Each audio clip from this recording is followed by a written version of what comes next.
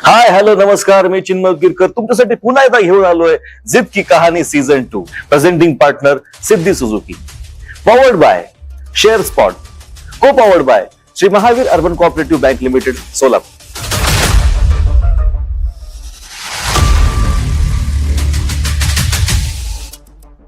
हाय hello नमस्कार, मी चिन्मय गिरकर. मनापासून स्वागत आहे तुम्हा सगळ्यांचं जिद की कहाणीमध्ये.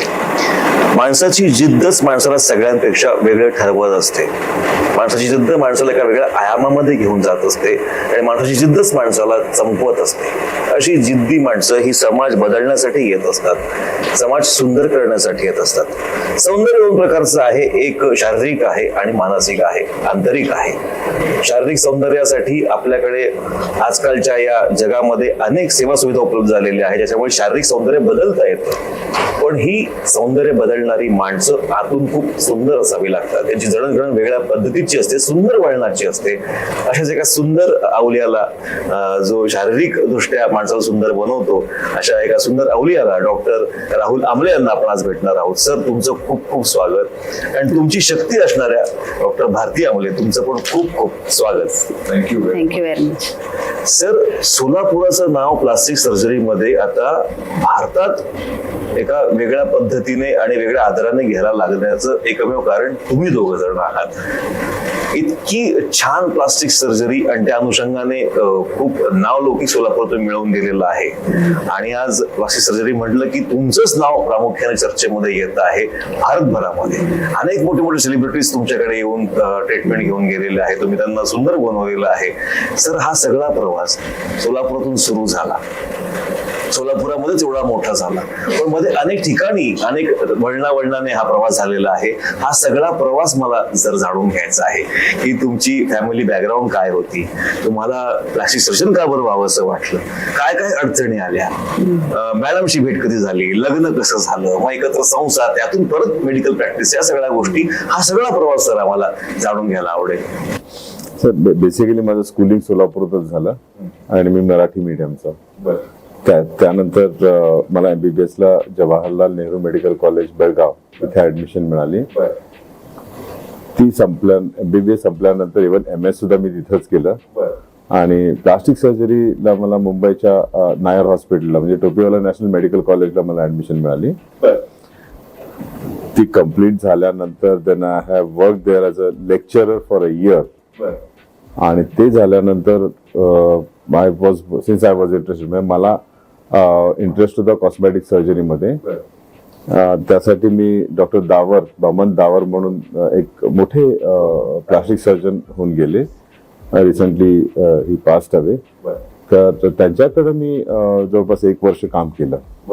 आणि तिथं ज्या क्रीम सर्जरीज ज्या असतात, for example liposuction, breast surgeries, and then buttock surgeries, and then vaginoplasties, face lifts and blepharoplasty, forehead lifts वगैरे, ह्या ज्या गोष्टी आहेत तर तिथं मी शिकल्या. त्याच्यानंतर इन द इयर 2004 and 2005 मला Jamshedji Tata trust, endowment trust actually, त्यांनी मला स्कॉलरशिप दिली.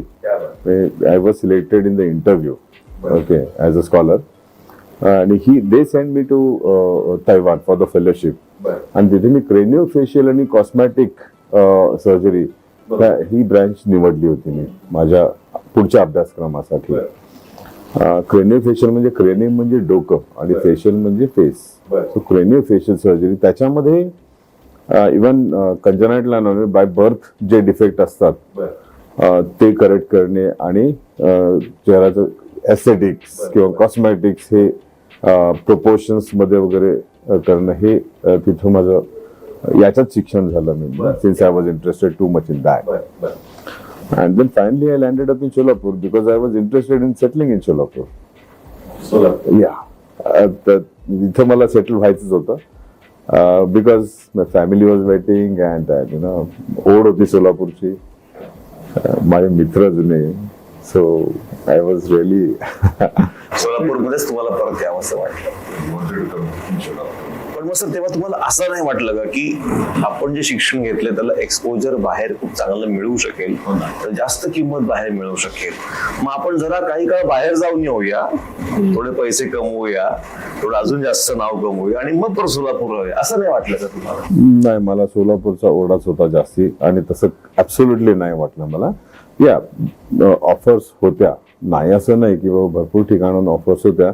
इव्हन मुंबईमध्ये काही हॉस्पिटल, मी आता नाव घेऊ इच्छित नाही, त्यांनीही सुद्धा मला ऍज अ कन्सल्टंट म्हणून they wanted to retain me, पण I said sorry to them and then I finally came here to Solapur. Sir plastic सर्जनच तुम्हाला का व्हावं असं वाटलं? Plastic surgery is related to art, okay, and I was a doctor, so how do you, दोन्ही art आणि सायन्सचं combination कुठं असतं? प्लास्टिक सर्जरी, दुसरं कुठलंच नाहीये ब्रँच. आणि ही प्लास्टिक सर्जरी ब्रँचेस मी निवडली कारण आय लाईक आर्ट, मी चांगला पेंटिंग करतो. दॅट्स वाय लहानपणापासून मला असं काहीतरी बनायचं होतं. So I have chosen this branch. मनापासून इच्छा असली तर होऊन जातो. बरोबर. आणि मग आता मॅडम कडे मी येतो. मॅम, तुमची आणि सरांची भेट कशी झाली आणि मग लग्नाची वेळी कशी बांधली हे मला ऐकून घ्यायचंय. ऍक्च्युली आम्ही दोघं क्लासमेट्स आहे, MBBS क्लासमेट्स. बर असं मी नेव्हर थॉट आम्ही लाईफ पार्टनर्स होणार आहे. बर. We never use to speak to each other. बोलायचंच नाही.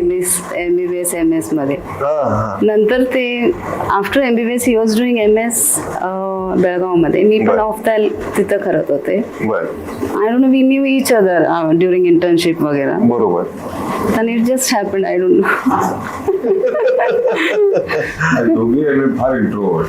बर. मी पण जास्त बोलायचो नाही, मी पण नाही बोलले. It's by sine language. नाही, मी असा विचार करतोय मग कसं झालं दोघं जर कमी बोलणार त्यामुळे झालं कोण कोणाच काय म्हणाले. भेटी गाठी वाढत गेल्या आणि then we started going for lunch and dinner and then it's not that somebody proposed someone. It is just kept on happening and we came closer and then तुम्हाला कळलं की तुम्ही दोघं सिंकांसाठी आहात. थॉट्स वगैरे मॅच होत आहेत आणि सो कम्फर्ट लेवल वाढली. मला तुमच्या नजरेतून सरांचे छान असे गुण ऐकायचे आहेत, एक नवरा म्हणून आणि एक खूप छान प्लास्टिक सर्जन म्हणून. काय सांगाल तुम्ही? Actually, he is very soft and loving and caring, and I have never seen him being very rude and he's very hardworking, बर. and I appreciate for that. And he has his patience, the way he treats patients, and his results are very good. क्या बात. हे सगळं मला आवडतं याच्यामध्ये. Sir असं वाटलं नाही का की आपण सोलापुरात प्रॅक्टिस सुरू करतो आहोत, पण आपण जे शिक्षण घेतलंय त्या मानाने सोलापूर हा तितकस तेव्हाचा डेव्हलप बेस्ट नव्हता. मग असं वाटलं नाही का की अरे हे सगळं चालेल ना, आपण हे एवढं उभं करतोय, सक्सेस ज्याला मिळेल ना, असं वाटलं होतं? अशी शंका आली होती का? मग आलेली तर होती, पण माझी जिद्द अशी होती की मी सोलापूरमध्ये instead of I going to Bombay और Poona, patient should come from Poona and Bombay to Solapur for the treatment. ही माझी जिद्द होती आणि काही वर्षांनी आय प्रूव्ड राईट. जेव्हा मी सुरू केलं आणि माझे रिझल्ट सावकाश they started percolated in the society. So somehow the people ज्यांना वाटते की आपल्याला ही सर्जरी करून घ्यायची आहे ते शोधायला लागतात, ते सर्च करतातच की बाबा कुठल्या कॉर्नर मध्ये कोण बसलं आणि काय करू त्याचे रिझल्ट काय आहेत ते. So that I have operated many celebrities and film stars वगैरे. I wouldn't like to specify कारण there is something called as a professional secrecy act. त्यामुळे मी नाव घेऊ इच्छित नाही, पण केलेले आहेत भरपूर आणि it is started, the flow is started reversing. कारण एक मला माहिती आहे की इथे सोलापूरमध्ये whatever surgery we are doing, that is practically less than half of the price of what पुण्यामध्ये जे होतात किंवा मुंबईमध्ये जे होतात त्याच्यापेक्षा भरपूर स्वस्तात आम्ही इथे करतो. We give the same results or maybe little better. या पण सर इनिशियली स्टार्ट करताना तुम्हाला काय काय अडचणी आल्या? सगळ्यात मोठी अडचण होती की finances. So started with a small OPD. छोटी ओपीडी होती माझी आणि मी आणि बायको तिथे प्रॅक्टिस करत होतो. That went on for nearly 18 years. आणि I was having multiple attachments with the big hospitals. त्याच्यामुळं आय सर्वाइव्ड हिअर. आणि ऑब्विसली रिझल्ट चांगले असल्यामुळे पीपल वेर हॅपी, म्हणजे hospital owners were happy. So असं देन फायनली आय डिसाइडेड की बाबा स्वतःच काहीतरी असायला पाहिजे. आणि देअर वी कॅन डू आता मला एखादा गरीब पेशंट असेल तर त्याची चॅरिटी करायची. That will not happen in the big hospitals. तर हा, किंवा कमी पैशात जर करायचं असेल तर दॅट इज डन. या, आणि आपल्या सेटअप मध्ये जे काय फॉर एक्झाम्पल ऑपरेशन थिएटर आपल्याला स्वतःला डिझाईन करता येतं, काय कुठं पाहिजे आणि कुठं नाही पाहिजे. ओके, सो त्या कम्फर्ट मध्ये आपण ऑपरेट करतो. ही या कल्पनेने मी ते नवीन हॉस्पिटल मध्ये सुरू केलं. बरं सर, त्याचं नाव आहे शिल्पकाया. शिल्पकाया, मी त्या नावाकडे जातो सर. इतकं छान नाव आहे शिल्पकाया. या नावाबद्दल तुम्ही काय सांगाल? शिल्पकाया म्हणजे इंग्लिशमध्ये डिझायनर बॉडीज आणि प्लास्टिक सर्जरीचं ते संलग्नित असणार नाव आहे ते. ते शोधून मी तर शिल्पकायामध्ये कुठल्या कुठल्या सर्जरी, आधुनिक सर्जरीज केल्या जातात आणि काय काय फॅसिलिटीज आहेत हे मला सांगायचं. Mainly he surgery, I mean हे हॉस्पिटल जे केलेलं आहे त्या हॉस्पिटलमध्ये सगळ्या प्रकारच्या कॉस्मॅटिक किंवा एस्थेटिक सर्जिकल प्रोसिजर्स, ऑपरेशन्स ते सगळे right from head to toe. For example हे ट्रान्सप्लांट, त्याच्यानंतर फोरहेड लिफ्ट, त्यानंतर ओटोप्लास्टी, ज्याचे कान बाहेर असतात त्यांना आतमध्ये घ्यायचं, कान जे डेव्हलप झाले नसतं ते तयार करायचं. देन ब्लेफेरोप्लास्टी म्हणजे जे अप्पर आयलिड आणि लोअर लिड, अप्पर आयलिड जे लूज पडलेले असतात आणि लोअर आयलिडला बॅक झालेले असतात, that is corrected. Rhinoplasty is absolutely standard surgery. म्हणजे इंडियामध्ये मॅक्सिमम सर्जरी कॉस्मेटिक सर्जरीमध्ये कुठली होत असेल तर ती रायनोप्लास्टी. तर त्या भरपूर होतात माझ्याकडे. देन लिप ऑगमेंटेशन किंवा lip reduction surgery, then cheek surgery, face lift, neck lift, ब्रेस्टच्या सर्जरी म्हणजे ब्रेस्ट वाढवणे किंवा कमी करणे. देन आर्म लिफ्ट, आर्मचे म्हणजे ज्यांचे आर्म्स मोठे असतात, स्पेशली फिमेल्स, चरबी काढणे, पोटाची, कमरेची, मांड्यांची चरबी काढणे आणि आकार देणे. दॅट इज अ शिल्प बनवणे. So that sculpting, it's a sculpting. Yeah, so ती करणे. Then abdominoplasty, butt augmentation, butt reduction. These are all new spectrum of surgery.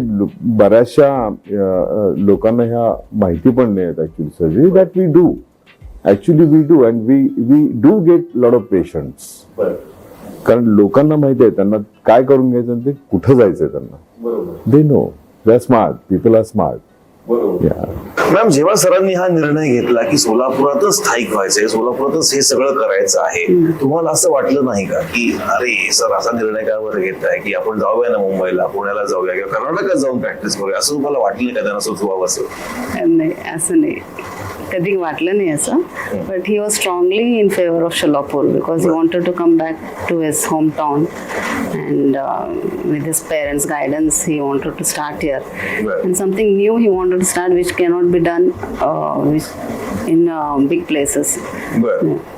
तर I never felt मी सुरुवातीला म्हटलं मॅम की लोकांना सुंदर बनवणारी माणसं स्वतः आतून खूप सुंदर असतात, पण हे सौंदर्य हे सुद्धा घडवावं लागतं. बरोबर, स्वतःचं शिल्प आतलं हे बनवावं लागतं. तुम्ही कधी सरांना उदास झालेलं बघितलेलं आहे का, किंवा असं खचून बसलेलं कधी बघितलेलं आहे का? आणि अशा वीक क्षणांना त्यांनी कशा पद्धतीने ओव्हरकम केले, काय सांगाल तुम्ही बायको म्हणून? as such, so he's a sportsman and he's very mentally and physically strong. तर he usually doesn't express much. पण कधीतरी असं वाटलं तर he shares with me. Then both of us sit together, sort out the things and overcome those things. Sir असे काही प्रसंग की ज्यावेळेस खरोखर तुम्हाला तुमच्या कामाच्या अनुषंगाने चिंता निर्माण झाली आणि असं वाटलं की अरे थोडं थांबावं आणि आता एखादं संकट आलेलं त्याच्यावर तुम्हाला मात करायची, कारण तुम्ही जो स्वतःचा सेटअप सुरू करता तेव्हा अनेक कॅल्क्युलेशन नसणाऱ्या अडचणी येतात, त्याच्यामुळे जिद्दीने मात करावी, असे काही प्रसंग तुम्ही शेअर करू इच्छिता का? आता हे उदास करणारी क्षण म्हणजे बेसिकली आपण जे पेशंट ट्रीट करत असतो, ऑब्विसली एखादा डॉक्टर एखादा पेशंट ट्रीट करत असेल तर त्यांना सम टाइम कॉम्प्लिकेशन सुद्धा होतात आणि instead of running away from the complication you should be with the पेशंटच्या सोबत तुम्ही थांबायला. आणि मी एक दोन झालेले आहेत कॉम्प्लिकेशन हे होतातच आणि त्या पेशंटच्या सोबत ठामपणे थांबायचं हेच आम्हाला शिकवलं गेलं आणि तेच मी करत असतो. Practically we have to sit beside the patient for hours together daily आणि पेशंट येतात बाहेर आणि it is good. That is one. Well, hospital बांधताना फायनान्शियल अडचणी भरपूर आलेल्या आणि thanks to all my friends ज्यांनी मला मदत केली फायनान्शियली आणि I am really thankful to them who have Pandemic येत होतं. त्याच्यामुळे we had lot of obstacles. त्या लोकांची प्रायोरिटी अर्थातच वेगळी होती, सर्वायवलचा प्रॉब्लेम होता, त्यामुळे नक्कीच. अँड वी ऍक्च्युली आम्ही सुरू केलं 2019 डिसेंबर बरं. 2020 मार्च मध्ये. पॅन्डेमिक सुरू झालं. So it took 3 years to complete the hospital. Future planning काय काय आहेत?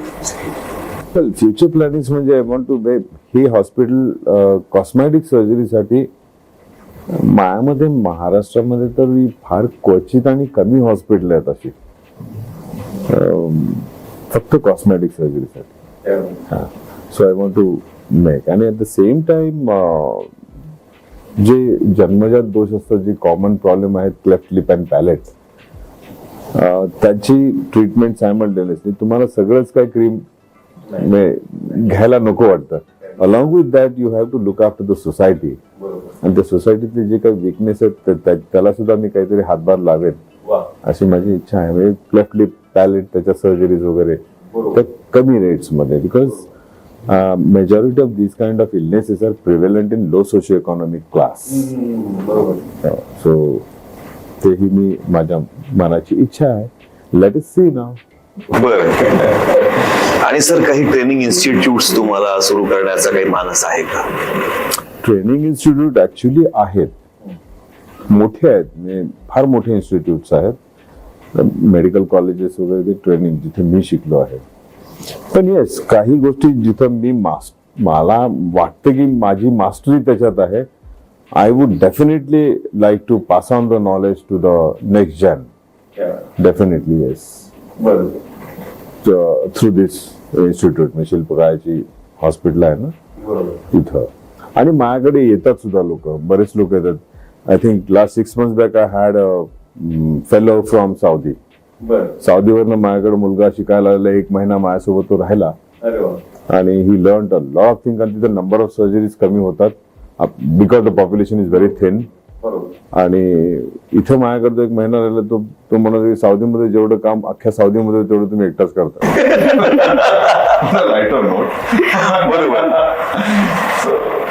असा काही मानस आहे का की आता फॉरेनर जाऊ आपण सर्जरी करायचं, असं काही मानस आहे? फॉरेनर इकडे आला पाहिजे. क्या बात आहे. म्हणजे आधी ठरवलं होतं की लोकांनी सोलापूरमध्ये आलं पाहिजे, तसं भारतातून लोक सेलिब्रिटी सोलापूरमध्ये आता बाहेर देशातले लोक इकडे आले पाहिजे. हे त्यांचं नवीन, म्हणजे पुष्पराज 2 नाही. अनेक यंगस्टर्स आहेत ज्यांना या फील्डमध्ये यायचं आहे आणि यश मिळवायचं आहे, पण त्यांना यश फक्त पैसा आणि प्रसिद्धीच्या रूपात दिसण्याची शक्यता जास्त असते आजकाल. तुम्ही अशा यंगस्टर्सला काय प्रबोधन द्याल, काय सांगाल? Yeah basically you must be passionate towards the, for example मी प्लास्टिक सर्जरीला I am really passionate about.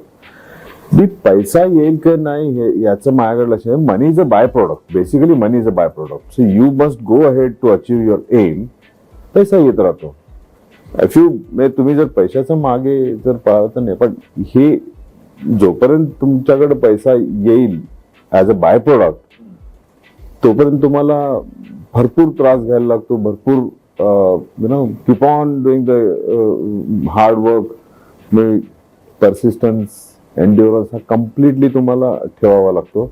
नवीन नवीन गोष्टी शिकायला लागतात. We should be very alert की कुठल्या कॉर्नरमध्ये काय चाललेलं आहे. या गोष्टी भयंकर महत्वाच्या आहेत. आणि तुम्ही फक्त पैशाच्या मागे वळला तर मन तुमचं तिकडं वळलं की मग इकडच्या गोष्टी तुम्ही मिस करता. पैसा येत राहतो, त्यात काय कोणाला जास्ती कोणाला कमी सरस्वती उपासक असलो पाहिजे, सतत शिकतो. सगळ्या गोष्टी त्या राईट वेळच मिळते. You can't wait and patience. होते ते, पण it will come at its own sweet time. आता मागे वळून बघताना तुमच्या दोघांच्या प्रवासाकडे आणि तुमच्या दोघांच्या करिअरच्या प्रवासाकडे बघून तुम्हाला काय वाटतंय आता? ऑफकोर्स म्हणजे माझी बायको म्हणजे माझी स्ट्रेंथ आहे. Okay, I am just a supportive role for him. I just support him. नाही, पण त्यांना ते स्ट्रेंथ समजतायत ना, आणि खूप कमी नवरे बायकांवर चांगलं बोलतात. एवढं ते जग जाहीरपणे सांगतायत तुम्ही शक्ती आहात त्यांची. Yes sir. स्ट्रेंथ आणि व्हेरी गुड कंपॅनियन. आणि भरपूर तिने सपोर्ट केले माझ्या. Really when I was in hard times तेव्हा मेंटली एज वेल एज जे काही तिच्याकडनं प्रयत्न, मॅक्सिमम ऑप्टिमल जे प्रयत्न म्हणतात ते तिने सतत माझ्यासोबत राहून करत आलेली आहे. The thing is that she manages the home front as well as she is a ophthalmologist. ती डोळ्याची डॉक्टर आहे. So she managed the clinic also. I feel that her job is more challenging than me. So Dhoni home front as well as hospital, and she does beautiful hospital manage करता येते. So she has a touch. I am jack of all and master of none. नाही तसं नसतं. ते फार योग्य ठिकाणी योग्य जागा भरून काढणं फार महत्वाचं असतं. ते फार महत्वाचं आहे. पण ह्याचं एक ड्रीम प्रोजेक्ट होता हे हॉस्पिटल यायचं. Yes. दॅट फॉर दॅट ही जिद्दीने यांनी हे करून दाखवलंय. पण it took its own sweet time. बरं. पण आम्हाला we are 10 years late in coming up with hospital. बरोबर. We should have been early. बर. पण we didn't stop for that. ते करतच गेलं, ते मिळतच गेले. अरे वा. तुमच्या त्या तुम्ही मॅम कर्नाटकच्या आहात. हो. आणि तुमची भाषा मराठी नाहीये, आणि सर स्पेशली कन्नड शिकले आहेत. बरोबर ना सर? करेक्ट. आणि त्यांनी कन्नड शिकले, मी मराठी शिकले. तुम्ही मराठी शिकलात. बरोबर. आणि तुम्ही दोघंही इंट्रोवर्ड आहात, दोघंही कमी बोलणारे आहात, पण तरी हिरो हिरोईन आहात आमच्या आत्ताच्या कार्यक्रमाचे. आणि लव्ह स्टोरी आहे तुमची. तर मला असं वाटतं की जरा कन्नड मध्ये एकमेकांशी जरा प्रेमाने संवाद जर झाला, जरा I love you, you love me असं जर झालं तर जरा आम्हाला ऐकायला जरा गंमत. सरांनी मॅमला प्रपोज करावं कन्नड मध्ये, ही आमची फरमाईश आहे. कन्नड मध्ये कसं प्रपोज करायचं मला खरंच माहिती नाही. काय ते सर प्रेम असतं ना की माझं तुझ्यावर प्रेम आहे, असं तुम्ही कन्नड मध्ये कसं? खरंच ते शब्द काय मला माहित नाही. म्हणजे how to pronounce it in Kannada. आता सपोर्ट सिस्टीम धावून आली पाहिजे. Just have to tell. What to tell, like? He's asking me only. ನಾನು ನಿನ್ನನ್ನು ಪ್ರೀತಿಸುತ್ತೇನೆ. ನಿನ್ನನ್ನು ಪ್ರೀತಿಸುತ್ತೇನೆ. आता ऍक्शन सर, ऍक्शन सर बोला. ನಾನು ನಿನ್ನನ್ನೇ ಪ್ರೀತಿಸುತ್ತೇನೆ. Yes sir, thank you so much sir. तुम्ही दोघं इथे आलात. तुमचा प्रवास इतका सुंदर आहे, आणि तुम्ही दोघं कोरने खूप सुंदर आहात, खूप सुंदर सोल्स आहात. टुगेदरनेस तुमच्या प्रवासाचा खूप मोठा एक ताकदीचा भाग आहे, आणि त्याच्यामुळे तुम्ही समाज सुंदर करतात. तुम्ही सोलापूरला सुंदर करून टाकलेलं आहे. तुमचे विचार आणि तुमची स्वप्न खूप सुंदर आहेत. या सगळ्या स्वप्न व सुंदर प्रवासाला खूप खूप शुभेच्छा सर. थँक्यू. आणि खरोखर तुमच्यासारखी माणसं या मंचावर येतात, आमच्या बरोबर तुमची स्टोरी शेअर करतात, तुमचे आत्मिक सौंदर्य स्थळ आमच्यासाठी ओपन होतात. ती आमच्या बेडीचं हे भाग्य आहे. सो या सगळ्या प्रवासाला खूप खूप शुभेच्छा, आणि खूप खूप मनापासून थँक्यू सो मच. धन्यवाद. थँक्यू. थँक्यू.